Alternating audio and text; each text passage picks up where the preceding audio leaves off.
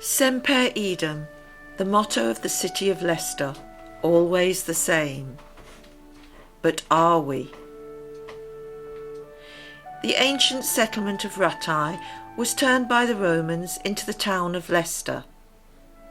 Remains of that town are preserved today at the Jury Wall Museum. Although the Roman Empire declined, the town of Leicester remained and prospered through the ages. Later, craftsmen and artisans set up guilds in the cathedral area of the city. Erected in 1868, the clock tower, now part of a pedestrian shopping area, was built as a traffic island and pedestrian refuge.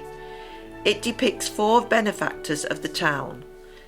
Simon Barfield, a monumental mason, carved the statues at a cost of £37 and 10 shillings each. It is now a Grade 2 listed building.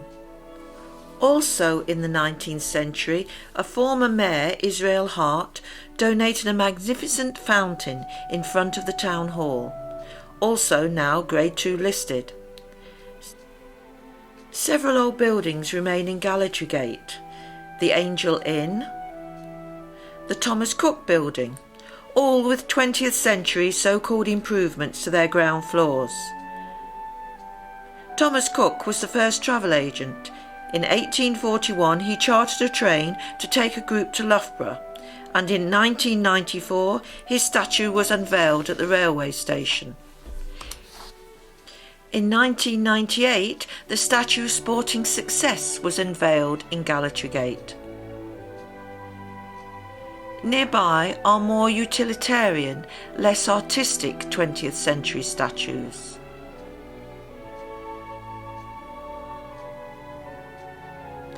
But semper idem, are we always the same?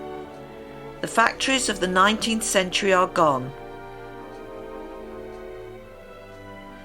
They are in ruins, demolished, ready for development,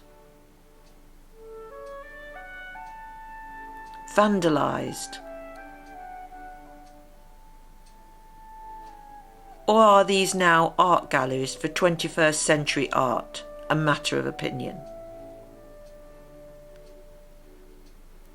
Larger factories have been turned into smaller units. New high-tech industries have emerged to replace the old. But some larger factories have been given new life as housing developments, modernised with new additions.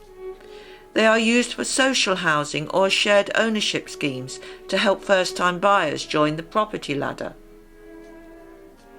Others have been modernised into deluxe private ownership developments, but all retain the large windows so reminiscent of the old factories. With factory demolition, some areas looked like war zones and were a blight on the city.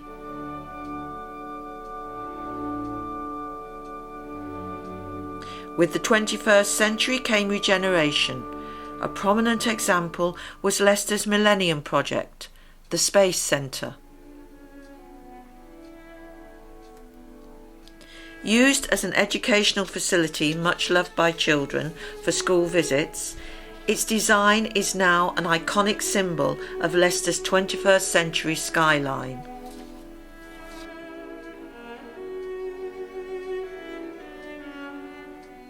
A cultural area was also proposed. The 20th century cinema, the Odeon, closed through lack of patrons, has reopened, but now as a conference and event centre.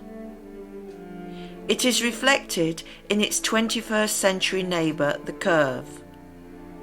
This, with its modern design for modern programmes, curves around its site, as well as curving out into the neighbourhood.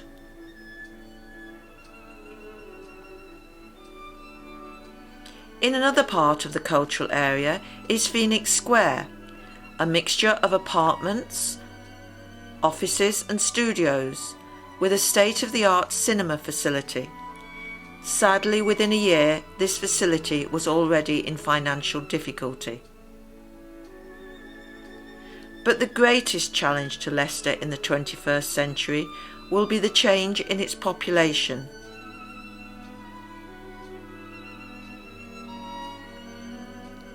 Pakistani, Somali, Indian, Afro-Caribbean, Sikh, all must learn to live together.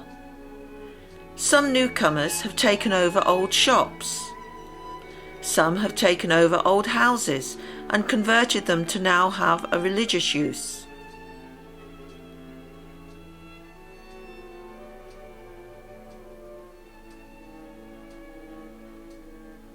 Some religions have come here to enjoy our hard-won civil rights, but they have kept the barriers of their old ways.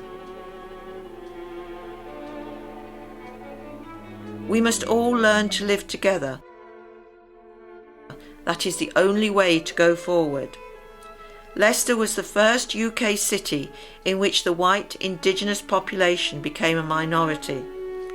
If we do not change, we will divide, and then our city will fail.